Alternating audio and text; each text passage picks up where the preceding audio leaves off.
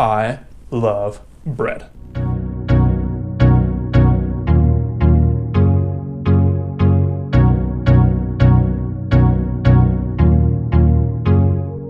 Right? Who doesn't love bread? Who doesn't love a good slice of pizza, a nice plate of pasta, some garlic bread? Oh my gosh, garlic bread. Anyways, so I love bread. Oprah obviously loves her bread. We all love our carbohydrates. They taste good. They feel so good. So why are they always painted as such a bad guy? What's the big deal? Let's break this down real quick. So carbohydrates, which would be your snack foods, your chips, your pastas, your breads, your pizza, things like that, all that good stuff you love, they all break down in the body into glucose. And glucose is essentially sugar in the body, which gives us a nice boost of energy.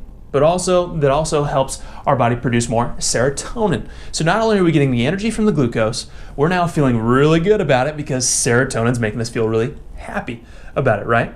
Now, why is that such a bad thing? Here's what happens. It's a double-edged sword, because what happens is when you get this significant rise in glucose, that glucose actually wreaks a lot of havoc on our body, especially when there's too much of it. And what happens is that glucose creates tons and tons of inflammation in the body, which can wreak havoc on our health. And especially we know that inflammation in the gut wreaks havoc on our brain. But also, to deal with that high levels of glucose, your body is secreting insulin. And insulin is your body's response to take all that glucose that's wreaking havoc on your blood and to push it into your cells for fuel, or to push it into your fat to be stored for fuel later. That's essentially what insulin does. But also, eventually your serotonin levels are gonna run out. And what do you think happens when your happy molecules or happy hormones go away? You're not gonna feel so hot. You're also gonna feel like a crazy person, because now you start getting all these cravings for breads and pastas and pizza, and now you're walking around like a crazy person going, I need bread, I have to have bread, give it to me now, right? And you start acting like a crazy person. Nobody wants that. You definitely don't want that. And a lot of experts right now are really worried because about 45 to 65% of the standard American diet tells you have to get your recommended caloric intake from carbohydrates, which is definitely not a great thing, because now what happens is when you have all these carbs rushing into your body, you're going to consistently have high levels of glucose in your blood, which means your body is constantly going to be trying to flush out this inflammation by producing more insulin.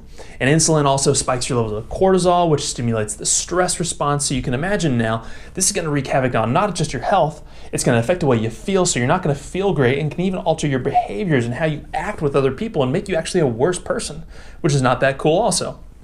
So now a lot of experts are worried because this high level of insulin that's constantly going to your body, because your body's constantly trying to get this glucose out of your system, is creating a common concern that we're finding now called insulin resistance, where basically now your body is constantly being bombarded with insulin, that now it's basically getting calloused to insulin. It's not working the same way. It needs more insulin to do the same amount of work, which means that now you're going to have consistently high levels of glucose floating around your blood because your insulin's not as effective as it once was before, which means you're going to have more inflammation running rampant in your body, which means you're constantly going to be dealing with more and more health issues. You're going to feel more tired, more fatigued, have more brain fog, more headaches, and all these other issues that come with consistently high levels of inflammation. You get the picture? So now, as I've probably been talking about this, you've probably been thinking to yourself, okay, he's going to tell me to cut my carbohydrates. I'm going to have to become an anti-carb person. I'm going to have to become this crazy anti-carbohydrate person. Is that what I'm saying? Absolutely not. But the key is we got to understand what are the right quality of carbohydrates that we need to have, and also what's the right quantity of carbohydrates that we need to have. Because if we can do this, we can really change the way that our body responds to carbohydrates. And one of the first steps that's really been profound for myself and a lot of other people, and this is something that we teach in the NeuroBurn course, where we basically hardwire your brain for fat loss, is we teach you how to take your body into a state where you're burning fat instead of all that sugar for fuel, which has some really amazing benefits that I'll talk about in just a second. That's called ketosis. And ketosis is the state where your body's running on fat versus sugar for fuel, which will really make you think twice about reaching for that pizza next time. So now I'm going to share with you some of the amazing benefits of what happens when your body gets into the state of ketosis. All right, so here's what happens when your body gets into this really cool state called ketosis. Now, ketosis is essentially where your body is now running off of fat for fuel rather than sugar. Now, a lot of people would ask, okay, so what's the big deal? Why do I want my body to be running off of fat versus sugar for fuel? What are some of the benefits of that? Well, in order to understand that, we need to break down mitochondria. Now, mitochondria are essentially your cell's battery chargers. Their job is to take all the food and the fuel that you've eaten and to turn it into fuel that your cells can actually use for energy. That's essentially their job. Now, in order to do so, they need to break down sugar or fat for fuel. Now, when they break down sugar for fuel, what happens is it actually creates less energy than fat does. A lot of people are very surprised to hear that. The other thing is the breakdown of sugar versus fat for fuel. Sugar actually produces more inflammation.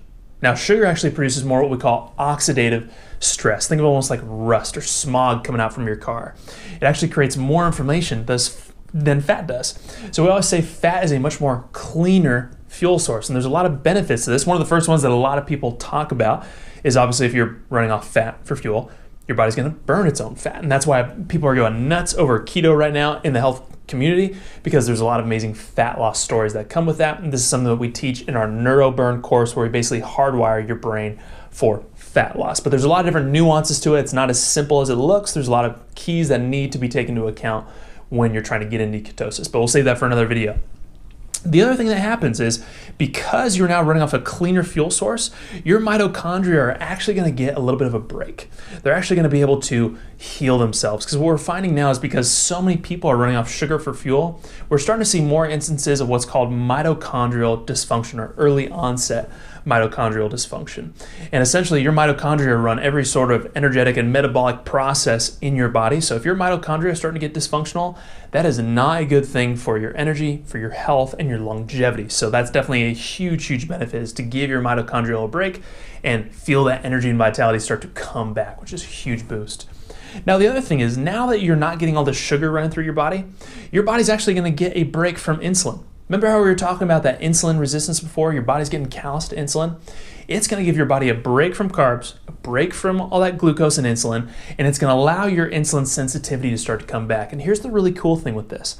When your body starts to regain its insulin sensitivity, one, you're going to notice you're going to be able to bounce back a lot quicker from carbs. So let's be honest, we're probably still going to have our pizza every once in a while. We're going to go out with our friends and have some garlic bread or something, right? But what I've noticed, and what a lot of our clients have noticed, is that when you get in this state of ketosis and when you're in it more consistently, you notice it's much more easier to bounce back from having those carbohydrates, whereas before it would take so much longer to recover from some of those. And that's getting into a state that's called fat adapted, where your body is actually prone and actually wants to run off fat for fuel, and it has a much easier time switching over to that process, which is really, really cool. And this is something else that we teach in the neuroburn course. And probably one of my favorite benefits of ketosis is what's called mitochondrial biogenesis. Now, that's basically a big fancy word for saying you are going to increase the amount of batteries in each one of your cells. Ketosis does this amazing thing where actually it increases the amount of mitochondria in each one of your cells, which will actually make you feel more energy throughout the day. It'll increase your performance in the weight room, in the gym, and also help you feel more clear, more focused, and give you more brain power than ever before. Now, this definitely isn't a full enough space to include all the benefits of ketosis, including all the antioxidant benefits, the detoxification benefits that come with ketosis, but I'll include a link down below to our Ultimate Ketosis Guide, where we have a full list of just a ton of benefits of what ketosis does for your body. You can check that out below. So the question obviously is, how do we go about accomplishing ketosis? How do we take our bodies from the state of constantly burning sugar into now burning fat? So basically there's a couple different ways you can do it. One is intermittent fasting. Another one is you can use the principles of ketosis, where you're just lowering the amount of carbohydrates and sugar that you're getting, increasing the amount of healthy fats, and forcing your body into this fat burning mode. You can also use exercise. There's also other supplements out there called exogenous ketones, which can help, but they're not the full key of that. But obviously, as you can imagine, there's a lot of different nuances and tweaks that really incorporate all these different things. And that's what we teach in our neuroburn course, where we basically teach you how to use the principles of intermittent fasting, ketosis, exercise, and also brain hacks to actually hardwire your brain, your body, to get into this state of ketosis for effortless fat loss and lasting energy. And I'll include a link to that in the description below. But thank you guys so much for tuning in to this episode. Hope you guys enjoyed this one. Before you leave, make sure you hit that subscribe button down below here somewhere, and I'll see you guys on the next episode of Brain Hacks.